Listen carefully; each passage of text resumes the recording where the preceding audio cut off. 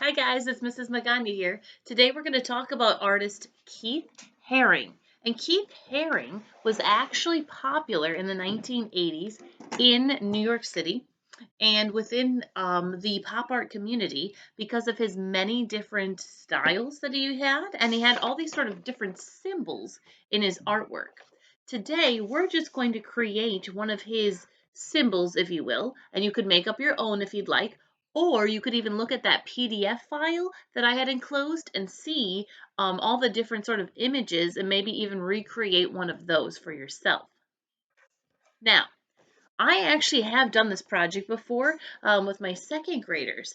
And what we have done is we've taken one of these giant 12 by 18 pieces of paper and we have taken sort of this paper that I passed out, or we've actually in the way past have even drawn people and created them like this. We've even traced kids and made these huge pieces of art with them as well.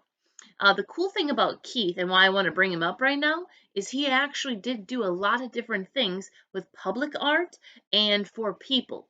And even in um, hospitals and things like that. Pretty cool, hey? And he's on t-shirts and just very widely known. So that was another reason why I'd like to talk to you about him. All right, so to get started, you could create a smaller sample for Mrs. Magana. I mean, you could make it like this. So on my paper now, I'm going to zoom myself down. I'm going to just sort of draw out one of these pop art Keith Haring people. Now I'm looking at my sample, but again, you could create any sort of outline thing, or if you've seen his PDF file that I've included, there's things like his radiant baby, and he even has a dog that you could recreate one of those symbols for as well. All right, so now I've got my sort of outlined person here, okay? If you have a Sharpie or a bolded sort of black outline item that you could use, I would use it to trace. He sort of had this great way of outlining his characters and creatures as well. And for mine, I'm going to pick a solid color. Okay, so I'm going to hold this sample up one more time. And he's got all these different colors. So this one's blue, I put orange in him, and then what we're going to talk about is line. So you can see that I have followed this line around my creature or my person here. We talked before about shapes. These people are organic shapes, right? They are not geometric. They're not a triangle, a circle, a square. They are organic.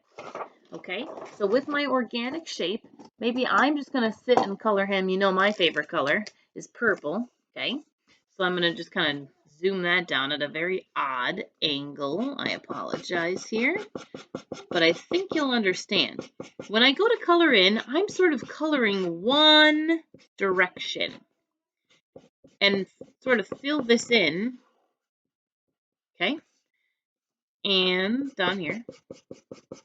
If you want to get very creative, you could make Mrs. Magana a really cool sample of more than one person. But for this art project, I'm only requiring you to just sort of do one and kind of get that basic concept down. Now, as I'm coloring, this is a solid color. Okay, so solid means just one. Then I'm going to take a color. Now, it could be a color scheme. So for mine, zoom back up again. I've got lots of different multicolors. You could think about things like primary or secondary or American flag, or maybe your first top three colors and you go on repeat and you do them over and over again. Okay, so for mine, I just grabbed the color pink, but anything will do. Even if you have a crayon, guys, a crayon would work great for this assignment too. And I'm just going all the way around. Okay, and around here. Now, the tedious part on this assignment is to replicate your line and to kind of do it again and again, okay? So with mine, Maybe next I'm going to use orange. And I'm just going to go around and sort of fill in that shape. Now, how many is enough to get to be like one of these guys? Well, to be honest, this assignment, kids go around both or all four of their characters, and then as this kind of comes in, it all meshes together with color. For me, I would say only a couple times around is totally fine. The whole point of this project was to get you to look at that PDF file that I posted on Andy. And then if you'd like, you could read Andy's children's book. I believe his sister actually wrote it. And that would be kind of another cool way to see Andy amongst looking at those symbols that he had too. Okay, so here is my Andy Warhol example for you. What is Mrs. Magana looking for? Well, I'd like for you, as I drop my paper here, to draw out something like this. Just one is fine. You could do many, but one is fine. And then I would like for you to color it in solid. That means one color. And then maybe show me 3 or 4 outlines around your person. The more you do, the cooler it looks. But for the sake of this project, I am totally fine. I get the point.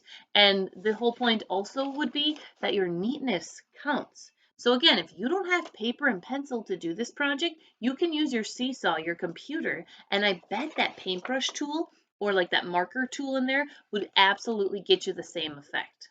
Okay, thanks for tuning in. I cannot wait to see these beautifully colored Keith Haring people. All right, thanks guys.